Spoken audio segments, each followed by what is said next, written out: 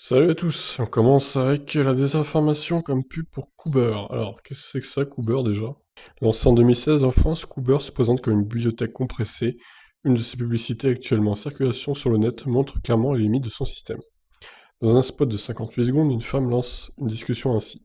Quand on regarde tous ces gens avec leur voiture essence qui ne font rien pour la planète, c'est révoltant. Elle en profite pour tacler son voisin de canapé. Regarde-toi, Jean, tu te dis proche de la nature et tu n'as pas acheté une voiture électrique comme moi. Intervient alors le troisième personnage, l'utilisateur de Cooper. Elle suggère que cette cousine pseudo-écolo parle d'un sujet qu'elle ne maîtrise pas spécialement. Et lui maîtrise-t-il le sujet de la voiture électrique en affirmant que ça pollue énormément de les construire et on ne peut pas les recycler, il assure. Elles ne sont ni écolo ni propres. Cooper représente selon lui un moyen de dire moins d'idiotie, autant dire que son plaidoyer torpille plutôt le service par ses erreurs et manque de précision. Alors ouais, déjà, pourquoi s'attaquer aux voitures électriques, Cooper Vous pouvez pas prendre un autre exemple, quoi?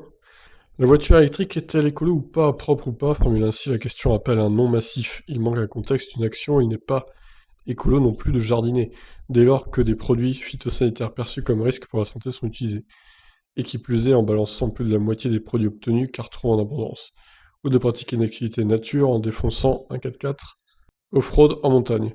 En revanche, la voiture électrique peut bien sûr être intégrée dans une démarche écolo, ainsi quand une compacte ou citadine branchée remplace un gros SUV diesel, mieux encore quand son utilisateur privilégie la marche et le transport en commun au quotidien et qu'il a souscrit à Enercop. Bon bref, passons tout ça là.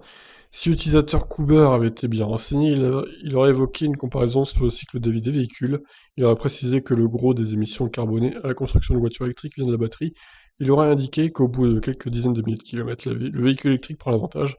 Un lecteur bien informé aurait parlé de la seconde vie des batteries et des améliorations technologiques.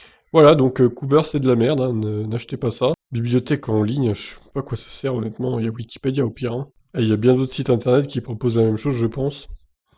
Donc rien que pour ça, je le dis, Cooper c'est nul. Allez, bon, l'article est trop long, donc honnêtement je vais pas le finir.